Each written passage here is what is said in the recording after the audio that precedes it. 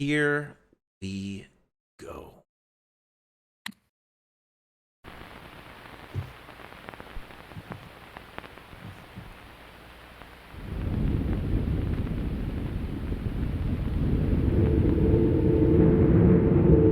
I know. It just feels like that old, low quality, but like just gives that nostalgia feel. Yeah. I can't wait for the voiceover, if there even is one. If there is, it's going to be epic.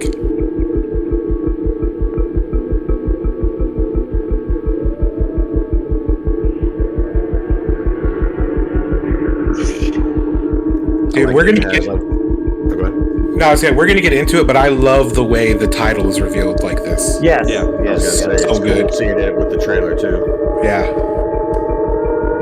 It's weird seeing the early version of what the egg looks, Yeah. because that's not what it looks like in the movie. Correct. No. That'll come up later. This is actually pretty good for 1979 trailer. Oh yeah. It's cut together well.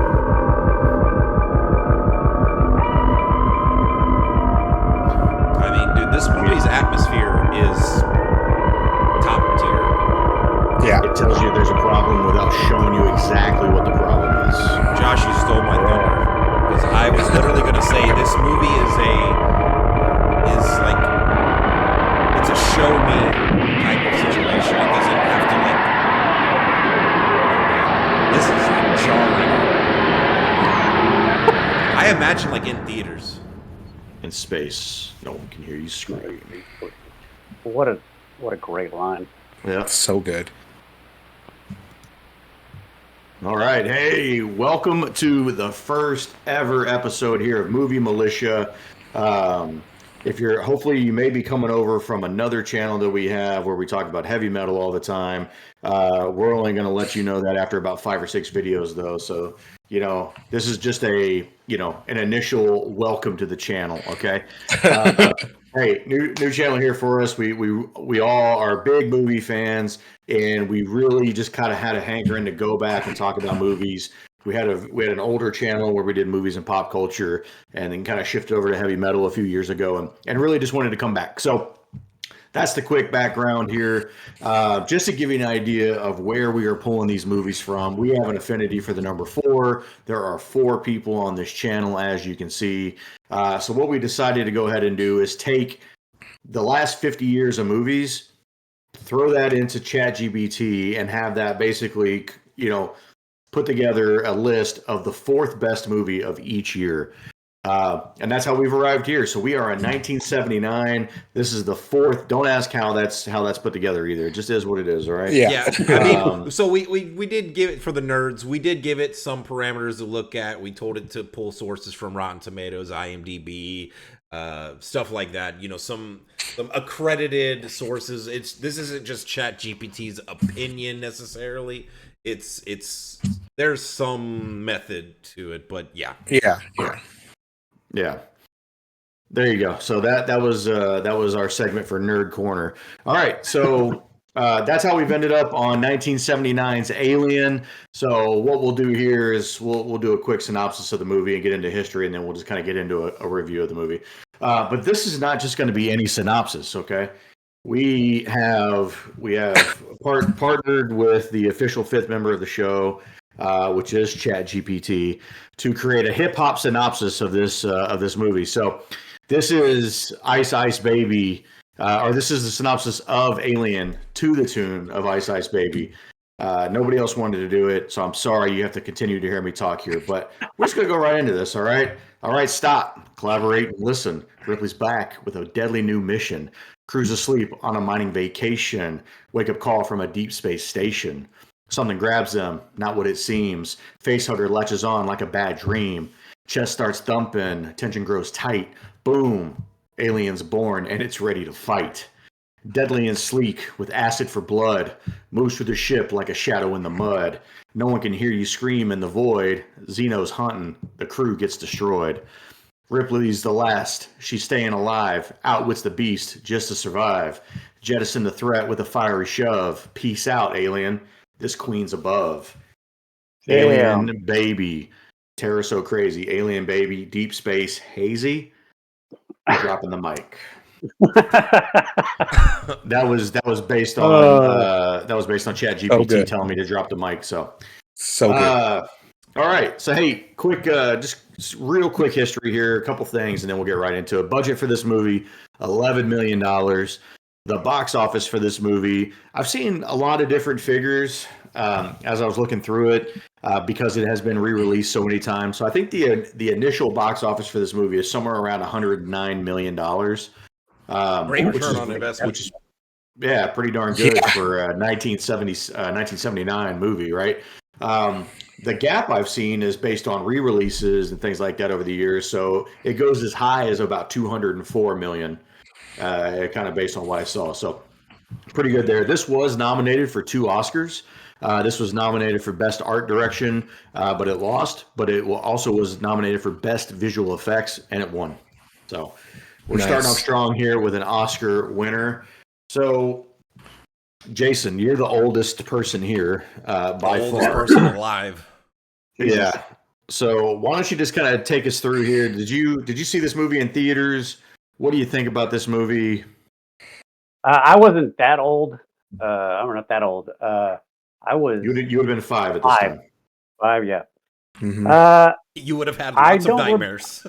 I don't remember this movie in particular in theaters. I don't remember the trailer. Like I said, I think this is just a few years before maybe I started watching movies or going to the movies. I will say this. I probably never would have gone to the theater and watched this movie only because it's not my cup of tea as far as like horror flicks. Because this is basically what this is. It's a space horror film. And I've just never been into like horror or scary movies in general. Not because they particularly scare me. It's just because I have a hard time sometimes suspending my disbelief. But like seeing it now, you know it's a horror movie, right? Was there a time before you saw it where you thought this just looks like a sick sci-fi movie? No, I actually. Or were you old enough eventually to know the premise before you watched it? Yeah, I kind of pretty much had knew what I was getting into by the time I got around to watching it, and I didn't actually watch this movie until after I had seen the second movie, Aliens. But watching it today, I can't remember the last time I actually watched this movie from start to finish. I think I might have enjoyed it more today than I probably ever have. I agree. My man. Well, take us through it. What'd you think? Overall, I was really blown away by and I know that the version that we probably watch now has been remastered or edited, re-edited, cleaned up, and whatever. But man, it is so good as far as visually. It's very dark, but it has just enough light as you would expect to have or need in the middle of space. Like you're just not going to have every light on in the ship. So everything's dark. Everything's kind of just enough light to get around. You hit a button and the lights slowly flicker on. It's got some of the technology that you're seeing is just, wishful thinking into the future, but it still works. There's buttons everywhere. You got to push everything 15 times to send a message. It's Even great. Though it's the future. It's the future. But I mean, like I said, it was a very enjoyable journey to watch it. And I got to watch it with my son who had never seen it before. So this was his first experience watching it. What did Steven think? He thought it was way better than he was going to give it credit for. Like he's 16. So it's like, oh God, we're going to watch something from 1979. Okay. It's prehistoric. I agreed to watch these with you. Let's watch it. And then by the end, he's like, that was really good. Do you think it benefits this movie being that old for somebody his age that it doesn't show the alien until like the 76th minute? Or the 66th minute or whatever, and so it kind of keeps them in. It's not spamming the alien too much, right? When Alien comes out, like I think one of the things I was shocked by that I didn't quite remember is, and it doesn't look bad by any means, but how bad it looked in this movie compared to Aliens or some of the future ones where they look less So big much and better. bulky and human, Yeah, like yeah. it's a human in it, and more Yeah. generated by, like now they look actually like animals, like coming at you. Yeah. And I feel like if there was more of that, do you feel like that would have maybe changed Steven's opinion a little bit, where maybe it felt a little too hokey? Uh, Not in this particular film, only because it's a slow burn. Mm-hmm. Like, well, we can get into issues later, but from the time this thing is a chest popper, little within 24 hours, it's as big as a gorilla. Yeah. And so you're not expecting that. Yeah. And when you finally see the alien for the first time, you're like, "Holy crap! What the hell is going on here?" And it's just it's brutal from that point on, because honestly, up to that point, beyond the face hugger, you feel safe because it's only this big. Yeah. But once you Dave, see it, it changes everything. yeah. Dave, what do you like? What do you? I was thinking about this, over the last week of watching it, but I think one of the things that's pretty cool about this movie, and the fact that it's so early on, that I don't remember seeing a ton of movies like this, but the people that are in the ship, right? I mean, they're astronauts, but in other movies that we've seen, right, like Armageddon, as an example, or what's the movie? Hidden Figures, right? They really glorify astronauts. This astronaut is like this really, really, sought after position and everything. And in reality, the people that we have here are basically just space truckers. Yeah. Right? Like, and like, I'm not crapping on the trucking industry, but it's a completely different vibe from, I think, what we normally take somebody who's driving a spaceship. I mean, Star Trek is another example. Like, Jean-Luc Picard is this very well put together, very well spoken, proper individual. And I mean, look, Dallas as the captain here is, like, I think he's probably a good captain, but he doesn't really give a shit about certain things, right? So, like, did you kind of pick up on that? What did you think about that, Dave? As you're talking about what you thought about the movie. Yeah, I mean, just to answer your question first, so I don't get off track. Like, I this really felt like they were relatable, and I think that's really important. And it's missing a lot of the time in horror films specifically, because you want to be able to relate and care about the characters, or at least, again, like you want to be able to relate to them so that when they inevitably die, you want to be able to insert yourself in that situation. And if they're not relatable, I think it takes away from the fear, because if they're like annoying or whatever, or they're just completely different than you, then you almost kind of just want them to die. You're like kind of waiting for them to get eaten by the monster. But in this case, like, there's no except for one glaring person, which I'm sure we are going to talk about. None of them are unlikable. Like, yeah, they're imperfect, which again I think speaks to good writing. Is characters shouldn't. But I think Brett and Parker are just like us. Can we get some more money? Yeah, please. Yeah.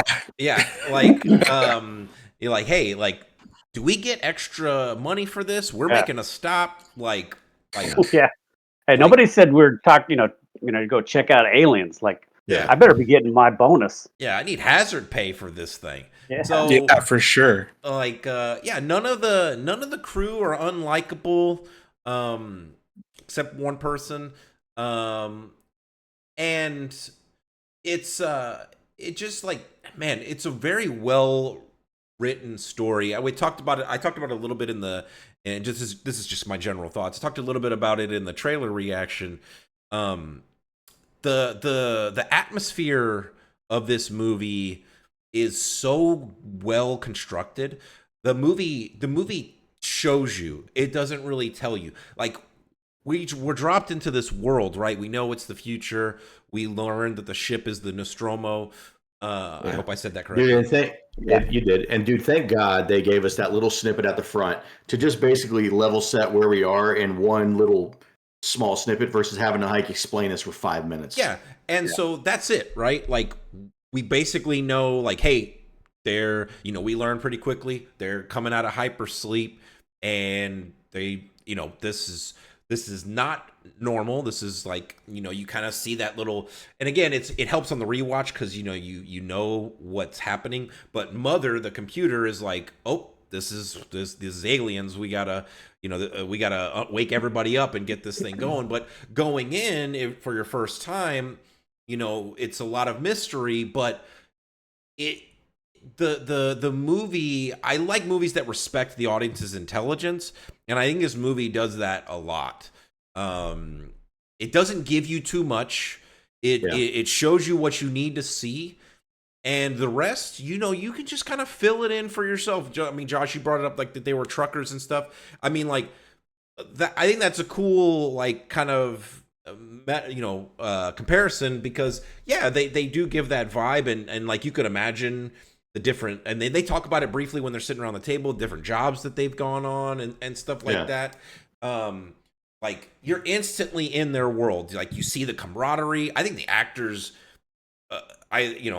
they're good actors, but I think they obviously had chemistry, which you sometimes don't see that. You see actors that clearly don't have any chemistry with each other. Yeah. So these actors clearly had chemistry, and yeah, man, I really enjoyed this movie. I've seen it quite a few times now over the course of my movie watching experience, but man, this movie holds up so well. In my opinion, like it's so good every time. Like, even though I know what's coming, so I really enjoyed it on this go around. Yeah, Jonah, what'd you think? Yeah, I mean, I couldn't agree more with basically everything Dave said. I mean, I think the fact that you don't see the alien much at all, and not until much later in the movie, it's kind of the same thing like the Jurassic Park effect, if you will, where, it has so little screen time, but all the build up and tension leading up into that point is so good. Like and some movies that came out before this too that employed the same thing. Jaws, Halloween. Like, you don't see Michael Myers for really. I mean, minus maybe a quick snippet, but you don't see that dude start killing anybody until over an hour in. Yeah. Exactly. They're building tension, they're building the drama, and then when somebody finally dies to this thing, it's like the payoff is huge. The first death, the payoff is huge in my opinion. And the tone shift from, when he wakes up and everybody's like, happy, and they're talking about like, oh, we're going to do all this and that when we get home, to immediately flipping the switch and he starts freaking out and this thing bursts from his chest.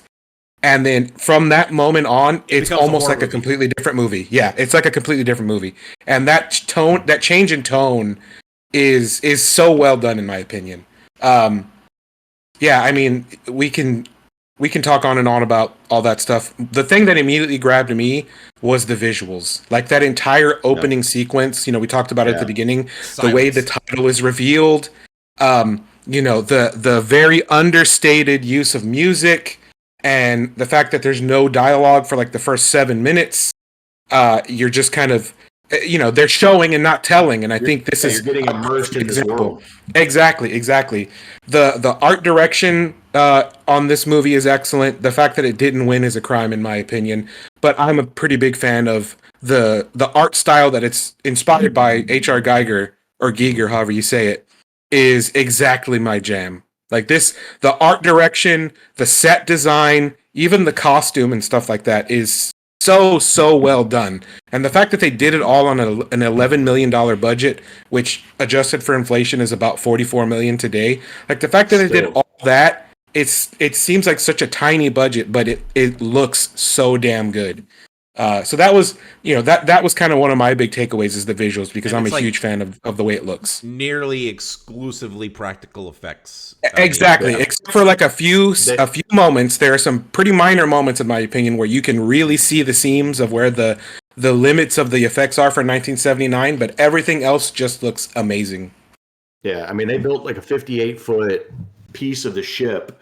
So they could use that as a practical effect to show it, and even to make it like seem bigger. Like whenever whenever the astronauts are walking around outside of the ship, they actually used kids in those suits Okay, to there you make it go. smaller, to make it seem even more to scale.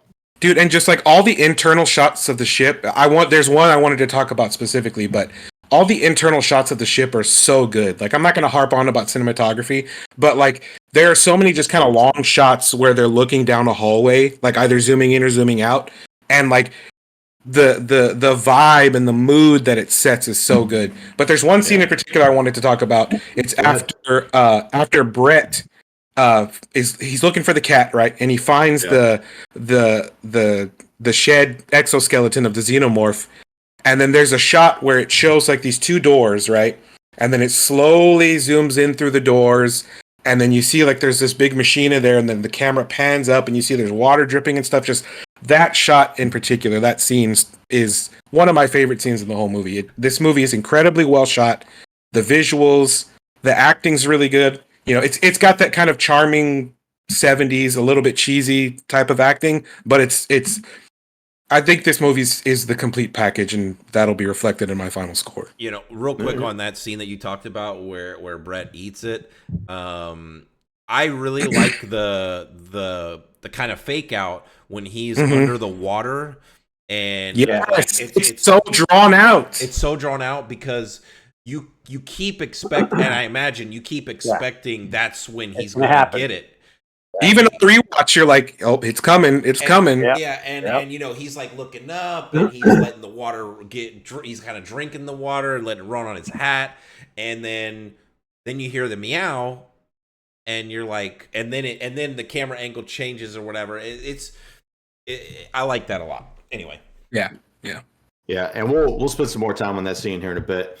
Look, I don't want to go back and drain everything you guys already said. The last thing I would add is just we had a previous channel, as I mentioned earlier, where we talked about some movies before, and so we've done some Ridley Scott movies on here, and one in particular this kind of makes me think about is Blade Runner, where like I didn't review Blade Runner very well. It wasn't something I was a big fan of, but the thing that makes me think about that in this case is the incredible job that they do of world building in both cases, right? I mean, Blade Runner, it takes all of 10 minutes to get you into the world with these replicants, and you're taking like, you're seeing this world that they built, and it's awesome, and it sucks you in immediately, right? And it's the same thing for Alien, based, with everything that we said already. Like, you're on the ship, you got these pods opening up, everything just feels very futuristic, and you're just immediately in because of all that environment, but also because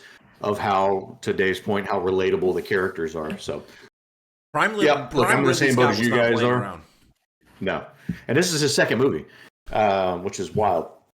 But I'm in the same boat you guys are. I think this movie is awesome. I love it. So I was super excited when this was the first one that popped up for us. Couple things here. Movie poster rating. What would you guys rate this movie poster? I'll hop in first here. I like the quote that's on the movie, but as referenced in when we were looking at the trailer earlier, and as I assume may come up here in the next couple of people talking about it, this isn't exactly the same egg that is on the ship that the face hugger bursts from. I'm not quite sure what this egg is, and so I feel this is a misrepresentation of the movie, and so I'm giving this movie poster a 6. I'm gonna come at you a little different. I'm trying to look at it through the lens of somebody who's never seen the movie and think about it from somebody from 1978 or whatever who would have seen this like as upcoming, because this is all they would have had to go on, right? Generally, this and the trailer. This is intriguing, right? Like I think you clearly see it's some type of horror suspense. I like the alien just font at the top. It's black. It's got the black and green. I give it a 7. I think this is a very good. It's also, in retrospect, it is an iconic. Even though the egg is wrong, this is an iconic image and the line. So I mean, I'm probably giving it extra points for that, but I give it a 7. I think it's solid. Go ahead, Jonah.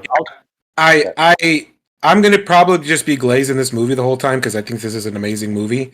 I think the poster is better than you're giving it credit for. Like, even though it's not accurate to the egg that's in the movie, it still conveys the message that they're trying to convey. Yeah. So it's called Alien, so you know it's about aliens, and the quote, the subtitle, "In space, no one can hear you scream," that lets you know that there's going to be something worth screaming about. And then you see this where my glowing six green. comes from. Yeah. Then you see this glowing green egg that's like, you can't tell if it's like oozing green something. But anyway, I don't think there's ever a green egg though in the entire series of Alien. That's not the point, though. It's not. Okay. All right. It's not about what's on the poster. It's about what it represents. It's mysterious. It's the contrast between the black and white with that green thrown in there. I think this is a 9 out of 10 poster, in my opinion. I think it's amazing. Right. Fossil. I'm right behind Jonah on this. I think it is an iconic poster. I think, to your point, yes, the egg is wrong.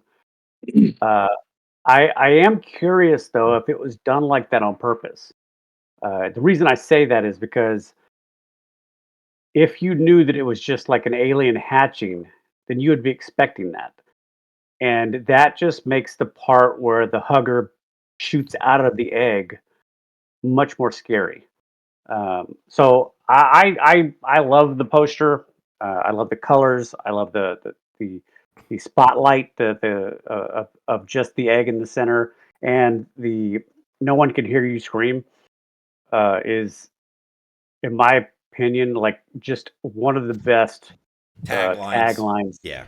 you could ever have on a movie poster. Yeah, this is a poster. If you had a room that you had like dedicated for movies, like you'd have this poster on the wall. Yeah, so I gave it. Disagree with that. I gave it an 8.5. All right. What about the movie title? I mean, I gave it an 8. I gave it an 8 because it's the franchise is iconic. To be completely fair, like I don't know what else you could have called the movie, but I think it's a very simple I'm glad word. you brought that up. Okay. Because the original working title for this movie, before they landed on Alien, and look, you tell me if you would rate this title higher or not. Uh-oh. Star Beast. God, that's terrible. Oh man, I should give Alien even more points than this. I said, does that change your score now? Wow, that is awful. Somebody that raises my score lost their significantly. job, but I gave it an 8. I think it's a very short title, yes, but it's identifying the point of the movie. Yeah, Jonah, what you got? I think it's a 10. It's simple, one word, one alien also, which in retrospect is good because we know that there are more to come. You could argue it's too simple, and I could see an argument for that, but given the movie, the poster, and the title all together as a package, it's a 10.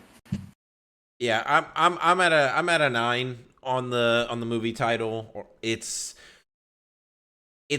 like so simple, and for everything that these guys said, I mean it's so simple, and it conveys exactly what you're in for, but again, it doesn't spoil anything. And I same thing with the movie poster. It doesn't spoil anything while also telling you what it is. Which I think I think newer movies can be better at doing that. Yeah.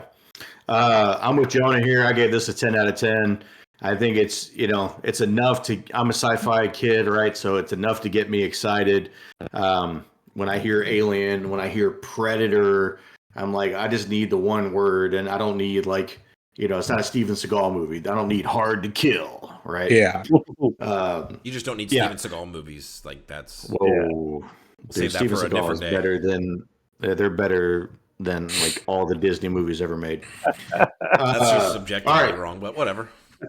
So hey, we're gonna go through favorite scenes. So what I'll do is I'll list off a few scenes here real quick, so we can talk about each scene as we go. And then if I miss some that are part of your favorite list, or if I missed your favorite scene, then we'll come back around and you can drop it on here. But For me, the first scene that I have on here is just landing on LV-426, just landing on the planetoid. I don't know exactly what happened to the ship as they're landing. Like, it seems like everything's okay. They make a good soft landing. All of a sudden, something just blows up and causes anywhere between 18 and 25 hours worth of damage, depending on who you talk to. Yeah. Yeah. So, but I mean, look, this place looked like the worst place imaginable. Like if I'm Brett and if I'm Parker, I am at that point. I am absolutely renegotiating my contract. Yeah. Which Ripley was not having any of, but yeah. So I have that scene. The next scene I have, jumping ahead. I skipped over the face hugger jumping onto his face scene just because it happened so fast, but I'm sure somebody will have that. We'll come back around to it.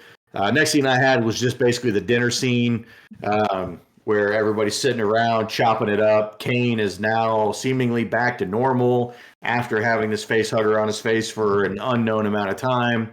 And everybody's just sitting around having a good time. I have two questions here. One, what exactly is Kane eating out of that bowl? It looks like not Brussels sprouts. It looks like bean sprouts. Bean sprouts. Yeah, I was gonna say some like really wet version of coleslaw of some kind. I'm guessing, and look, I didn't look this up, but I imagine because bean sprouts are high in nutrients, like that would be an easy plant to grow quickly in space under lamps. Look at Probably. you nerding out, dude. Okay. Actually, I was thinking something similar. Like I feel like that would be a easy vegetable to grow on a space station. So you guys are all for growing potatoes up in space, just like Matt Damon. Okay. Yeah, I was just waiting for Kane to get absolutely annihilated. Well, after we see him eat this terrible looking coleslaw or bean sprouts, this dude's got, pardon my French, a fucking alien bursting out of his chest. Yeah. And I mean, look, I don't want to skip too far ahead, but this is going to come up again later on in a rotating category that we have. But this is, I mean, look, I don't want to spoil it, but this is my favorite scene for the movie. And I think this is the scene of the movie. If you're showing somebody this movie and you want to see what this movie's about, let me show you this, right? Because you get everything in this quick scene. You get the camaraderie of the crew. Everybody's chopping it up, having a good time. Even when Kane starts to choke, and even Parker's over there is like, man, the food ain't that bad. He's still cutting jokes. And then then you start to remember that thing that they found on the ship where his bones were broken outwards. Yeah. As this thing is bursting from his chest. Yep. What did you guys think the first time you saw that scene? I don't remember because I was definitely too young to watch this movie. Probably, yeah. I was just gonna say, Josh, I hope like futures me gets an opportunity to, like, maybe I'll just get like dementia and I'll be able to watch these movies like for the first time or whatever.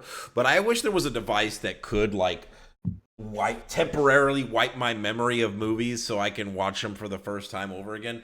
That's probably super dangerous and shouldn't exist. But I can't tell you what it was like the first time I watched it because, again, I just don't remember. But man, what a scene! It was iconic for sure. Yeah. I mean, it is.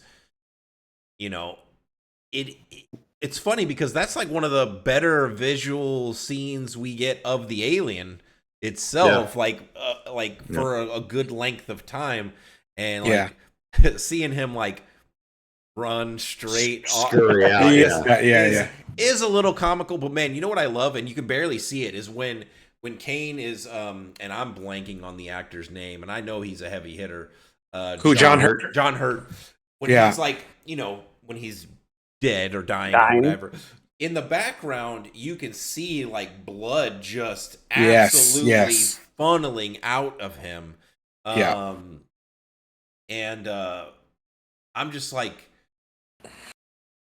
what is so iconic for that scene is everyone's trying to hold him down because he's flailing obviously around. Yeah, I think he's having some kind of seizure. Yeah, and the first like blood mist from his shirt everyone backs up and stops and like is in shock, which again I think points to the realism of the way this movie was written, is because that's your friend and you're obviously going to want to help him, but I feel like in modern movies they wouldn't have done that. They wouldn't have like stopped. They would have just kept going like, oh my god, what's happening? Like they would have started, they would have had dialogue there. Yeah. I love they would have all busted out their cell phones. Well, whatever. I love that there's no dialogue in that moment. I love that they're just like, what is happening? Like they're just like silent. So yeah, super good. It's like top tier. So I got to watch this twice as we were leading up to this show, and so one of them was on a plane with my wife, and Amanda had never seen the movie. So I am just licking my chops. Wait till we get to this part, and so we finally get here, and I'm kind of just like, you're sitting on a plane, so you're kind of scrunched in, so I'm just kind of looking over here at her real quick. And I got the reaction I hoped for. The first time today, what you're describing, the first burst, before it gives the full bloody burst, she's like, freaks out. She jumps at it. She's like, her eyes are wide. She's like, what the fuck is going on? Yeah. This thing like fully goes, and there's blood everywhere.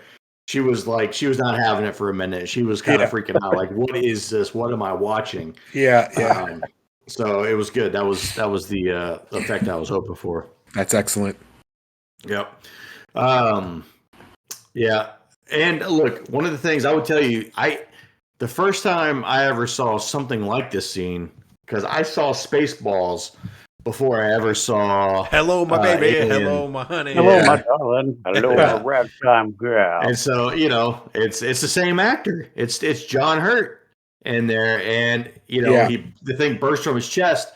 And he's not like doesn't he say something like "not again" or something like that? He does. He does. And so, I'm watching Spaceballs, and I don't understand the reference at this point, but I'm just like, okay. And then I see Alien, and then everything, starts to add up. Yeah. But man, Untouchable, like that's so much better of a version than the real chest burster scene. Anyway, it's totally a joke. Everybody calm down. All right. Next scene I had here was Alien's first kill. Basically, when Brett is looking for Jones. Yeah. Jones the cat. As you guys mentioned earlier, shot really well. I would feel like the alien always looks so wet. Yes. Like, his mouth is open. It's always got something going on. So I don't know. I feel like he would have noticed a difference in the water coming from that versus the water coming from the alien. But cool scene, definitely there. Next one, Dallas in the air shaft. I think this is probably like my second favorite scene. And no, definitely, not that way. Yeah, the scariest part of the whole movie for sure. Oh, dude! Whenever when he turns and he's looking back and forth, he doesn't know where he's at, and he makes a choice to go down a level and instead of going turns, up. And it's just and it's this perfect jump scare. Even today, and knowing it was coming as I watched it again today, I was like, "Oh, it got me." Because the audio is pretty loud when the alien screeches. Yeah. And I love that they don't find his body. They don't find a lot of these bodies. I feel like that's till later. Yeah. Yeah, and that's how she nukes him later on. But yeah, and I think it's the character Joan, right? She's the one with the transponder, and she's the one that's telling him it's right there. It's right there. Lambert. She's freaking out. I think her acting in this movie is really, really well done. Really good. Wow, couldn't disagree more. Wow.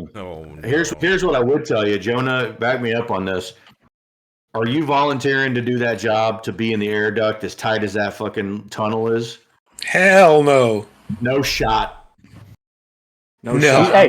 I'm sending somebody with a half share. I'm sending. Like Brett's already dead. I'm sending Parker. Yeah, I mean, I'm honestly surprised that's not where it went. But Dallas being the noble leader that he is, yeah. Like he wasn't about to ask somebody else to do something that crazy if he wasn't willing to do it himself. And look, to be fair, he had people watching his back, like on a screen, and he had a flamethrower. Yeah, so I mean, a weapon. Like, in his mind, he felt like, I'm pretty good. Like he's like, hey, just tell me where he's at. And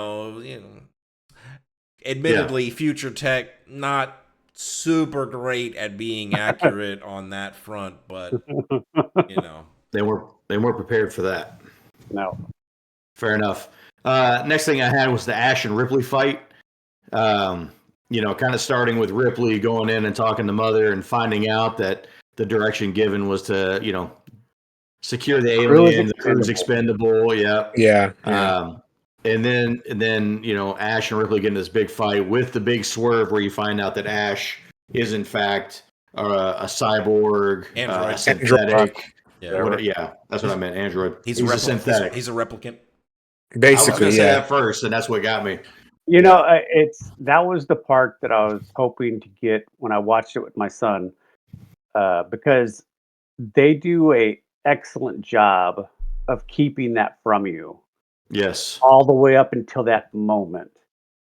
Unfortunately, my son had seen the last movie that came out like last year, a year and a half ago, And that character is in there. is in the movie. I didn't know that. I haven't seen that one. Well, Alien. Romulus. Oh, well, so Romulus, I found out today as I was doing research, takes place between Alien and Aliens. And they go on the Nostromo. Oh, okay. And it's the same actor. I didn't know any of that. Well, it's CGI. it's but- CGI Yeah, because, like a CGI version. because Ian Holm was already passed, I think. Yeah, he's passed away. Yeah. I was a little robbed on that one because he's like, isn't that the guy that's the robot? And I'm like, Alien Dang it. Romulus, Small Detour, very good movie, by the way. Yeah, I'm Really? going to watch it now after spending some time with this. Is it the best of the prequels? I think so. I think so. It's on. It's Because on, it's it's on Hulu. Prometheus, Alien Covenant, and then Sponsors. Romulus, right? Prometheus is so good. It's very good. Yeah. I that's love the only Prometheus. one. That's the only one I have not seen. Oh, you got to my watch it. God. Prometheus is excellent. I also like Alien Covenant. It's not as good as Prometheus, but I do like Alien Yeah, Covenant. Covenant's good, but yeah, It's a Prometheus follow is to Prometheus. Prometheus is it might be the best in the whole bunch. I don't know. It's Yeah, tough. I would slightly disagree. Prequel to this one, right? What's the deal with Ash trying to kill Ripley with a rolled-up magazine? I will say, You shove it down her throat or something? Yeah, that's what he's trying to do. I believe, and look, maybe I'm wrong. This is just the way that I perceived it when watching it because I knew we were getting to this point. But if you watch him as the actor playing this synthetic or whatever, it appears he's having a very hard time crossing the line, of what nerds would assume is the protocol in which you're not allowed to kill a human being. Sure. Yeah. Because from the moment that he's given this directive and realizes that Ripley is now about to compromise the mission, like he starts to spaz out. Yeah. And I think the whole magazine part is just him not being able to get an object and kill her directly. And I think he's just because again, when you rewatch the scene and you watch his body language, I feel like the robot's aspect of him is having a difficult time following through with what it needs to do. Yeah. Well, okay, Yeah, but it's clearly glitching at that point. But Parker comes up. He's trying to get some, and like he just turns and gives him the old Kali Ma, like almost like heart rip from Temple of Doom over here. Like grabs his chest. Kali And Ma. Parker's a big dude, and Parker's like he's out. Like that. Yeah. That hurt. Like You put him down. Can't he just choke her? But bro, I don't know. I will tell you, What's up with the magazine? I don't know. when he, this is one of my favorite scenes when he hits him with that with that fire extinguisher. The first time or the second time? Both times. The first time and is like it just like And he starts wigging out. he Yeah. starts, Yeah. like, he's like "Bleh," and then he starts spinning. Yeah. Just, Yeah, he's freaking out big time. and then he hits him again and he just goes bah! Like Yeah, knocks his head clean off. That was the part I was hoping I would be able to get watching it with my son, but and then I was denied. and then they go up to him and it's this classic horror trope. Like you go up to him and he's like, He's dead. and He's not dead. Yeah. and he's like, get this guy Get off this thing of off me. Oh I do man. love that he goes back and hits him with the flamethrower though, and just kind of melts him down. Oh yeah, after they turn his head back on, yeah. Yeah. Last scene I had, and then we'll get to any ones that I missed here. But basically, it's Ripley. She's got away in the ship. Everything feels like it's okay, and then bam, she realizes the alien is there, and we get the final kill of the alien where she shoots him through the door with a little grappling hook thing, and then burns him through the engine. But The thrusters, yeah. My question here is just what's up with the alien? Like, so Taking a nap, bro. It's been a long day.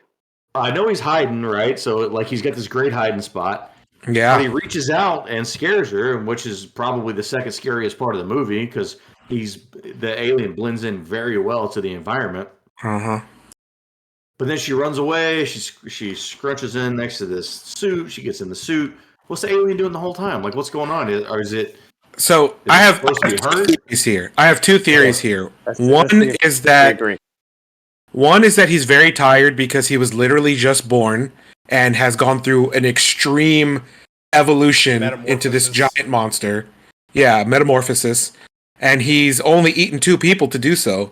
So, he's probably tired. We don't know the calorie, requirements of this. I mean, from a scientific standpoint, going from this little guy to the big giant thing, that's a lot of energy required to make that kind of metamorphosis. So he could just be tired. I think he's just asleep. So my second theory is that he has learned enough about his environment and he's actually way more intelligent, and he knows that if he fights her right now, that he risks his own safety because they're in this tiny shuttle. Like, he's like, I'm chilling, you can't kill me, so I'm just gonna sit here and relax. And he doesn't start like coming after her until she starts releasing those vents and stuff, and he's like, you messed up my sleeping spot, damn you. And then he comes after her. So those are my 2 theories. I think both are plausible.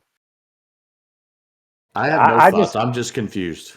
I just took it as the first theory, more or less. He is asleep. Yeah. She's over there doing something, and he doesn't actually, he or she, whatever it is, doesn't actually reach out for her. It's more like his arm just kind of pops out. He's dreaming, and he just has like a spasm. And I don't think he's awake. Maybe it was injured somehow, but we never see anything like that. Yeah, I think I figured it out, guys. All right. Okay. It's in the script. Oh. Yeah. Well, that's fair. Well, the script has. Hey, look, the story has to happen. The movie has to take place. So yeah, because we could just go back to when the face hugger is on Kane's face, and Sigourney Weaver could just be like, "No, you can't get on the ship," and it just ends right there. Yeah, everybody's okay. The movie's over, and Kane's dead, but everybody else. Yeah. That's the crazy part. If they would have just ejected Kane into space like right away, like they did already, or like or if they had just left him there, like that's protocol the says, man. Then well, it's also the android element because it's actually Ash's fault because he knew that he had to bring it back. Yeah. He violated protocol, but still, the human element is just wanting to help. Yeah, but the I like that all of the conflict kind of goes back to corporate greed. The corporation that owns them all, that sent them on this job, is like, if you encounter an alien, you got to bring it back because that's going to be a powerful weapon or research or whatever. It's going to make us a lot of money. Make us a lot of money. Yeah. What scenes did I miss? You guys would add? I only had 2. One is just piggybacking off something that Jonah said when we talk about the very opening scene where the ship is kind of starting to get its messages and relays and stuff. Yeah. And I feel like that whole opening scene where it's just dark and just slightly lit and you get all the numbers and things are just kind of happening as the ship slowly starts to wake up. I think it's a perfect open to put you in the setting of where this all takes place. And the other one is basically Ripley has inexplicably gone and rescued this cat. She has the cat. The corridor is right there. Can't wait to talk about this cat. Yeah, and me too. She looks around the corner, and there's the alien. And I think that's an iconic scene because the atmosphere she's right there, like the ship is going to blow up, and her escape is now blocked. Yeah. The only thing. Jonah?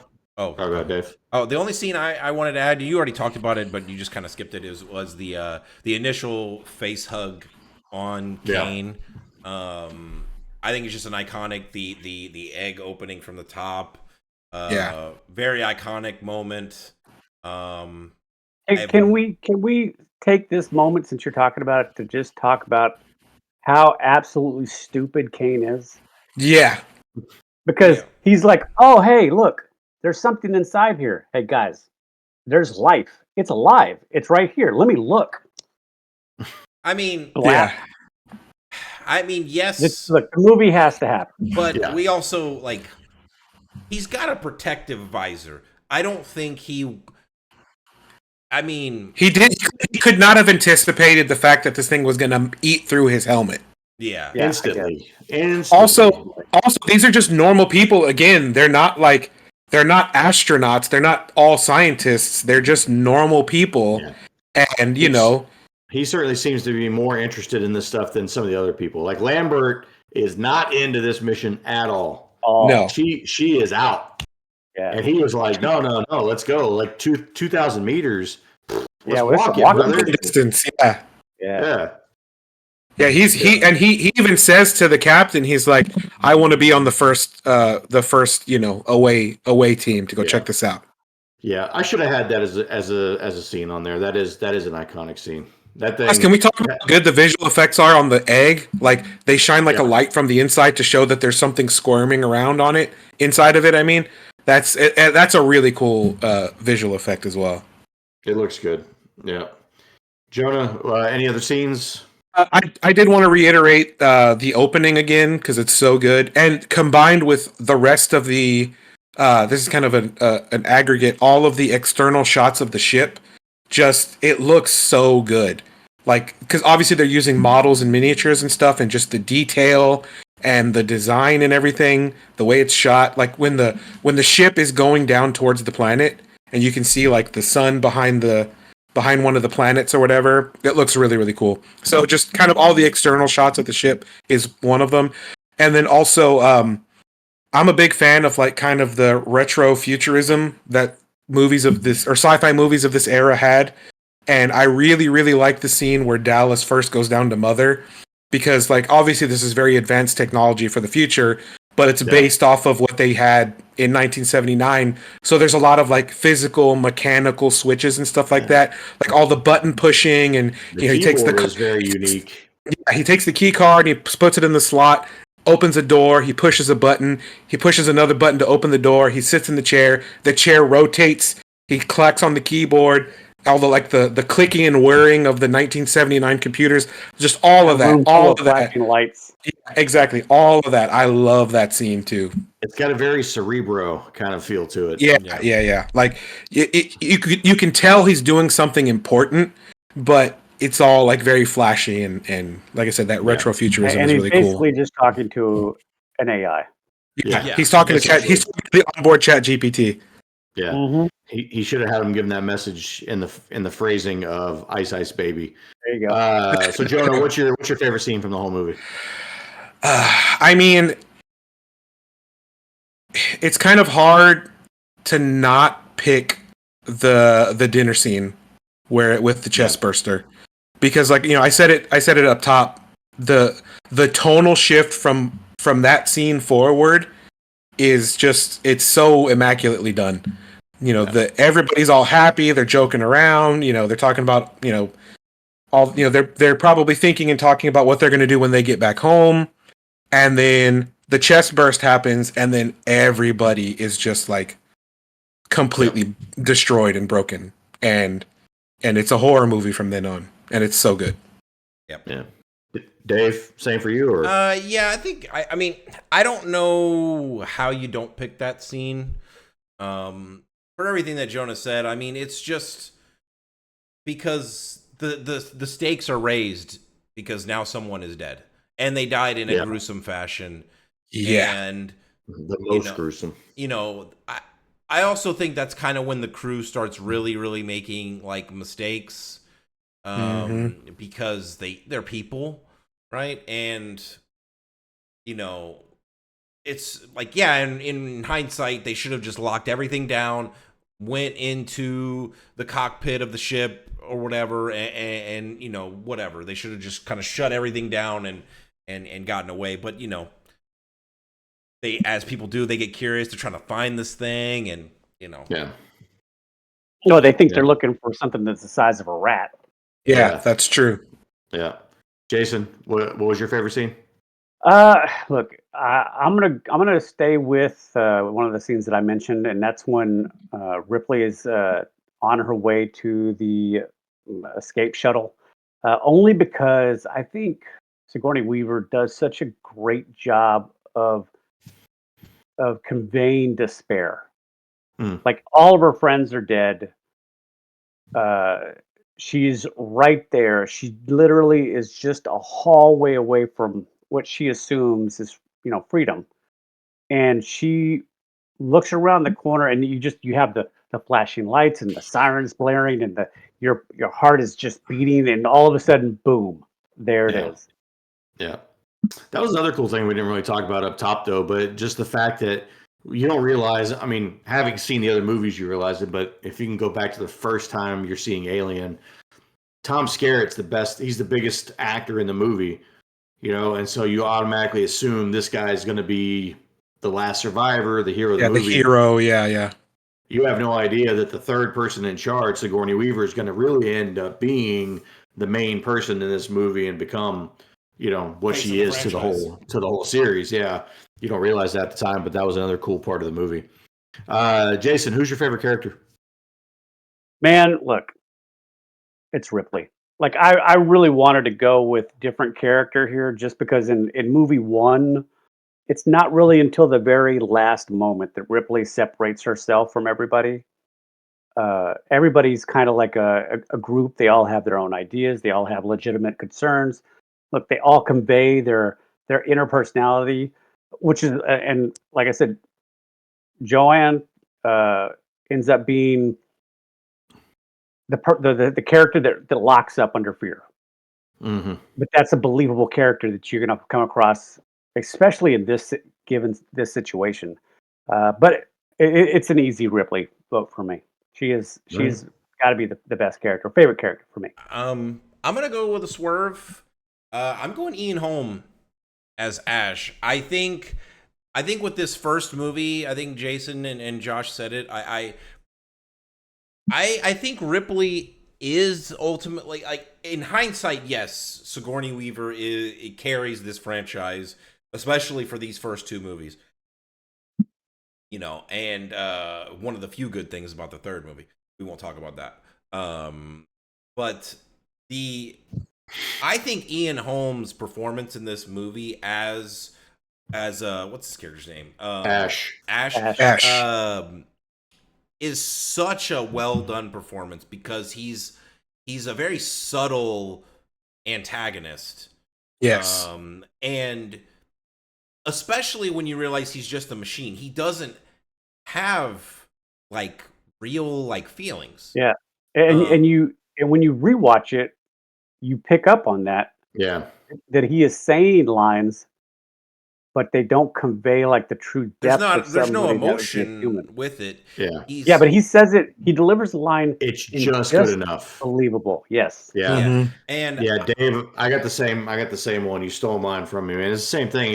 That's the note I had. He does such a good job of hiding the swerve by not being too robot like. Like when you get into Prometheus as an example with Michael Fassbender's character, where it's obvious the way he's talking that he's a synthetic. Yeah. Whereas this one, when you rewatch it multiple times, you get it. But yeah, the first watch, you're like, it's a total shock. and I don't have the line memorized, so I'm gonna probably butcher it completely. But I love Ash's line or Ian Holmes' line right before they pull the plug on him, like literally, is he's like says something along the lines of, You have my sympathies. yeah, you have my sympathies. Like I can't, like he's like, I can't help you, or I'm not sorry, or something along those lines. But then he's like, hey, you have my sympathies, and he smiles. He's like, Yeah. Yeah. and then they Yeah, pull the right as plug they in. unplug. They pull the plug, and his smile stays. I just think, And he gets his face melted. yeah, super Yeah. good performance from him. Like he's just He's good. He's like just sneaky, like not evil. Again, not evil. He's a machine, but He's following the directive. he like because he's watching Kane like get injured, and again in hindsight you realize he knows kind of what's probably happening. Like he's probably already deduced that this is affecting. Well, in that moment when the chest popper pops up, they're about to hit it. And he's like, no, don't touch it. Don't touch it. Yeah, he lets it run away. He's protecting it. Yeah. But you don't really know why at the time. Again, I just without belaboring the point. I think it's very well done. Yep. Jonah, what you got? Yeah, I mean, I basically agree with all three of you. Ash is definitely my runner-up, but yeah, it's got to be Ripley. Like, especially in hindsight, her character is just so good, and the fact that she, outsmarts the alien in the end, it's a very cathartic moment, and the pivot, just like you said, Josh. If they had just listened to her from the start, we would have never had this franchise. Yeah. Yep. Jonah, who's your least favorite character? It's hard because I don't think any of them are terrible necessarily, because they all kind of fulfill kind of a trope as far as like an ensemble cast goes. But if I have to pick a least favorite, it's got to be Lambert. Yeah. I mean, she couldn't agree more. She had a role in this list of tropes. She's the hysterical woman, but as far as like, if I was on that ship and seen how little she contributed to the survival of everyone, I would hate her guts. Yeah. So I get that's the role she's got to play, but Jonah, what if I told you that she is the only actor from this movie to win an award for acting in this movie? Look, I think she does a great job in this role. Oh, I truly do. I think she acts her part well. I just don't like her character. Well, yeah, it's completely overacted the whole movie. No, I completely disagree. I wouldn't say it's overacted, but her character is the most annoying. I will say that I totally believe her character, and that to me is great. Again, it goes back to the whole thing that they're all just normal people. Like, I don't remember what her role was. I think she was like the navigator or something. Yes. She's navigator. She's not a fighter. She's not a scientist. Yeah. She's probably a math nerd. So of course she's going to be scared. And it was her idea ultimately that they followed to blow up the ship. Let's get out of here right now. Why are we even discussing this? Yeah. I think by the point people already died. Yeah. Go ahead, Dave. I think Veronica Cartwright, the actress, did a fantastic job. She did exactly what the part called for. She she is the person that is not built for these types of high stress situations, and that's okay. That's completely relatable, because no one would know how they would act until they saw one of their friends and coworkers have an alien burst out of their chest. I'll be honest, I love you guys, but if one of you guys is near me and a chest burster flies out of your chest, I'm gonna be like, I'm sad he's gone, but I'm leaving. Yeah, blow it up, burn it down. Like, yeah, he did. Does anybody have someone different than Lambert? Me, and this is strictly based on the story that's being told and the characters playing their parts. Ash is my least favorite character because he's supposed to be. He's the villain. I think he is extremely well written. To everything that we talked about, look, I have no problem as him being somebody's favorite character. I think the actor did fantastic. I think the reveal would have been fantastic had I watched this like in the theater and didn't know it was coming. So he plays the role in which you're supposed to dislike him in the end, and I do. He's a perfect heel. Yep. So this will be the first time we do a rotating category here on the show. We're only going to pull this out whenever it fits into the movie that we're watching. This is going to be Best Death. Does anybody have something different other than the chest burster? It's Kane. It's got to be Kane. Yeah, dude. There's no other death that qualifies. I It's think. the scene of the movie. If you know nothing else about Alien, you have to know the chestburster scene. Yep. All right. Hey, questions and issues here. Just trying to kind of keep this to a few of them that may come up. I have 3 written down. I'll just go with one here so we don't drag this out for too long. Do we feel like acid blood is too overpowered in this franchise? I think they probably took it too far in future movies, but I think here it worked.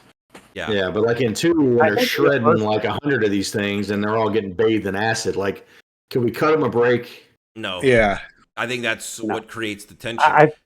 I think that's what levels the playing field, especially in Aliens. Yeah. Plural. I mean, Ash says it himself. I mean, obviously this is subjective, but he says it's like this is the perfect organism. This is the perfect organism. Yeah. It is, and its perfection is matched only by its like ferocity or its I forget the word. Hostility. I mean, this is the ultimate, killing machine, right? Yeah. I mean, overpowered would be if it had like laser beams attached to its head or something. But I feel like they cut the knuckle on the face hugger, and they're almost losing the whole ship. Yeah, to your point, Josh, I do think it's bordering on being too much. Like, in the general sense of the term, yes, it's overpowered. Like, that's the point of the alien, is that he's overpowered, and that's why he's so dangerous and such a threat. And the fact that if you were to have this situation like in part 2, where you're basically on the ground in a warehouse, building, you name it, the acid only comes into play on getting it on yourself. But because they're in space, you're talking about a pressurized atmosphere within your vehicle that you have to live by. So it heightens the fear factor. I also think like what evens the playing field, like if one of the Marines from the Marines from the second movie, caught one of these things out in the open plains and it's just running along. All right, cool, he's gone. Like, it's the fact that most of these movies take place in tight corridors and it's dark and you can't see anything. But these things typically seem to have pretty weak exteriors.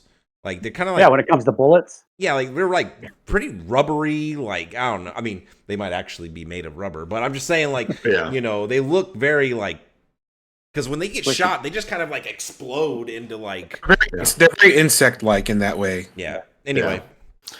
I chose that question and the hope that somebody else was going to bring up the cat in this section. Oh, I have in bold face type at the very bottom of the page. Let's do it. Fuck that cat. I literally, Jason, we're just ruining all the monetization. Jason, I have that verbatim on my sheet. I am so gone. That cat, it runs away. Good luck, brother. Hey. Look, I love cats. My cat is literally right here staring at me because I'm not giving him attention, and I love cats. Her going back for that cat was completely asinine. And it's two. I don't care. That cat killed 2 people. Yes, 2 people died because of that cat. Look, I told my son when we were watching the movie, both of my dogs are in there, and I was like, I love these dogs, but they'd be on that ship. They'd be left on that ship. Yeah, I wouldn't let any of you guys die to save my cat. Look, I have the cat, and I wouldn't save him. Okay. Yeah, I exactly. Love you. Right. Is it save the cat or get the alien thing thrust through your forehead? I'll get another cat. Yeah. Do they? Okay, this is my only thing, and I promise I have nothing else. These aliens don't have eyes. Is that Not ever eyeballs. They no eyeballs. I mean, I don't even know where they see out of. I'm sure some nerd fellow nerd has LiDAR. some fellow nerd has already like looked up, or Ridley Scott has. Yeah, I'm sure you can said, Google the full morphology and biology of a xenomorph. So, but like, Hey, look. how does this thing see? I know. Yeah. Look, I agree. And It still looks cool. It's a great design of an alien. Keeping in with the tropes that again don't make a lot of sense in this movie. It's specifically stated on 3 different occasions: stay in pairs, don't separate. Stay in pairs, don't separate. And what happens? Oh, hey, I'll be right back. I'm gonna go look for the cat. yeah. Oh, yeah. hey, hold on. I'll be right back. I'm gonna go get this. Oh, hey, hold on. I'll be right back. I mean, And it's just she like sent them down in pairs to go get the coolant, and that helped none. nothing. So, Well, that's what It I'm doesn't saying. But matter. in that situation, that's when you find out that Parker is just this is just not going to be a situation which. Well, if which he was can getting a be- full share, he might have fought harder. Well, I tell you what, You might have. if the one good thing with him, as far as Brett, at least he went down swinging. Yeah. Yeah. Jonah, any questions or issues outside of the cat? Yeah, I mean, the cat was the obvious one. That was one of the few moments where I was kind of taken out of the movie because, yes, they did it for plot reasons, but logically it made no sense. When she runs into the xenomorph on her way to the shuttle and then goes back and tries to disable the self-destruct, that felt a little bit disjointed because it's like very tense and like dramatic leading up to that point. Then she sees it and then she's like scrambling back and everything, and then it didn't feel quite as earned. But as soon as she realizes that she can't turn it off and goes back towards the shuttle, then it resumes kind of where it was before, and then it feels good again. That was probably my only other thing. I mean, obviously we can talk about the Ash's dummy head. That was one of the that is like the only time where the special effects just absolutely do not hold up whatsoever. That dummy head looks awful, but it's 1979 on a relatively small budget. I get it. What are you gonna do? Yeah, and I think the edit where they cut the prosthetic to him, I thought was well done. Yeah. Only other question I would throw out there, we don't have to spend any time on it because I feel like we're all going to have the same feeling here is, dude, how far away are you going to stay from Kane? Like, whenever he gets his face hugger off and all of a sudden he feels good, I'm not going anywhere near this dude. Yeah. No. Like, dude, I will have my food in my room away from Kane. Yeah, like, it doesn't make sense. Well, okay, obviously because Ash knows that there's probably something, because I mean Ash was running tests on him and stuff, and we don't know if he was like lying to. I'm pretty sure he was. The captain. He was dodging Ripley's questions hard. Yeah, whenever she was like looking over his shoulder. Yeah, and he was like, "We're still collating," and she's like, "Really? You and a supercomputer are still collating?" Yeah. So But yeah, I mean, in real life, if there was no androids with ulterior motives, he would have been in quarantine. You know what I mean? Like, for sure. Like, yo, man, we need you to be there just one night, by yourself. Yeah. We need to run some tests. We're gonna seal you into this room. We'll give you food, and then if that would have happened, then obviously the movie wouldn't have happened because the alien would have been stuck in that room. And And I do find it funny. I do find it funny on the rewatch when you after when they go in and the hugger is no longer on his face and they open the door and they're like, let's look for it. Yeah, and then they walk into the room. The door like 5 minutes later. 5 minutes later, he shuts the door, and I'm like, well, it was too late if it was alive. Yeah, I feel like that was like a flub in the movie. He was supposed to do that, but they're like, man, keep it going. Yeah. All right, hey, we're moving on to one of the last categories here. This is where we like to give our score for the movie, and just to give you guys an idea on how we score these things. For a lot of folks out there, an average score would be for a 7. Well, for us, it's a 5. So if we give this thing any various levels between 4.9 and below, that's various levels of we would not recommend this movie. 5 and above, various levels of we would recommend it. And if this scores between a 9 or a 10, that is an all-time classic movie. What I usually like to do here is try to guess who's going to have the lowest score for the movie. Try to go lowest to highest. I'm going to start with Jason. Go ahead. Okay. Hey, look, this is a great movie. Borderline, like great movie. I coming into the movie, I guess I had I don't know how long it had been since I've seen it start to finish. But coming in, I expected to have a certain point range. And I was pleasantly surprised on how much I enjoyed it today. I gave it a 7.9. That's criminally low. Wow. Okay. Well, you guys aren't going to like me then because I got it wrong. I came in at a 7.8 on this movie. Hey, that is the same score my son gave it. Wow. Hey, there you go.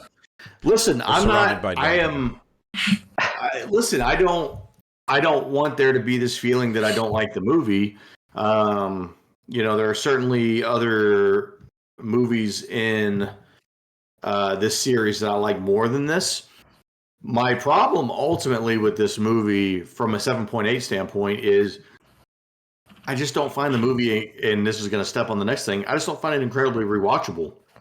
Like, it's a cool movie to pick up every once in a while to dust off, but like, I can't think of, outside of the chest burster scene, I can't think of a movie that I'm going back, or a scene that I'm going back to be like, yeah, man, like, love this scene. Let's do it. And it also is not full of like quotes. Like, there's just not a lot of like. True. Yep. There's not a lot of those moments that you can look back to. Whether like any movies that you say quotes from, you immediately associate it with something that happened. And look, I don't feel like a 7.8 or a 7.9 is a bad score. No, but Dave, I feel like we established that's a very good score. Yeah. So, Dave, I think Jonah's going to have a higher score based off how much he's been glazing this. So, Dave, give me your score. Next. Josh, I disagree with you, or maybe you and I have different definitions of rewatchable. I think this movie is quite rewatchable. In fact, I think just for the atmosphere alone, man, you watch this movie late at night, the lights off, you kind of really like zone in. If you have a good sound system to really amp up the kind of the tension, I think it's very, very rewatchable. But again, my version of rewatchable is, once a year, whereas Josh's version of rewatchable is once a week. So, there's different definitions there. But no, all joking aside, I think this movie is legendary status. I think it is a genre-defining movie. And I think it still holds up better than most of the movies in its genre of like sci-fi horror. Especially from this era. Yeah, I'm at a 9 on this movie. I think it is an absolute classic, mandatory watch for any cinephile. Yeah, couldn't agree more. Go ahead, Jonah. Take us home. I definitely am going to have the highest score here. Look, is the movie perfect? No, so it's not going to get a 10. But I think it is one of the rare instances where it is greater than the sum of its parts, especially, and I can't stress enough how much I love the art direction and the set design. And that opening scene really sets the stage for what that's going to look like. And when they're inside the crashed alien ship on the planet or moon or whatever it is, the fossilized alien that's in the chair, like the crazy interior design of all the walls and the floors and the ceiling, like that is exactly my jam. So this gets legendary status for me. The insane atmosphere and art direction and set design. This movie's an all-timer. I gave it a 9.1. Okay. That kicks us off with the first review on our list at an 8.45. Okay. That's pretty damn good. That is. I will say, just without spoiling what all the movies are on the list, I feel like we're gonna have pretty high scores on these movies, like consistent. There's a lot of good ones. Yeah. There's a lot of great ones. Yeah, I think we're gonna be in for some fun That's why times. I try to do like a 7.8 because I know there's other movies on here that I'm like, I know I like it more than this movie. I don't really do direct comparisons when it comes to movies like in different genres and stuff, because like a 9 comedy and a 9 horror movie aren't the same things, right? No, you're wrong. They're the same. No, they're not. Go ahead and tell us what an 8 means on this channel, Dave. I can't, because I don't have all that stuff typed out for movies. So an 8 means it's really good and not perfect. There you go. Well, that was underwhelming at best. Well, hey, kind of like this channel. If you guys also thought this whole review was underwhelming, then go ahead and hit that like, hit that subscribe. We are going to be putting out semi-consistent content. I don't know exactly how consistent it's going to be. Movie reviews, and maybe this will breed into other things like movie brackets and other stuff. We're shooting for every other week, but it's going to be long content. Yeah. But it'll be movie reviews. So, hey, in the meantime, live long and prosper. Take it easy, everybody. Later. Peace.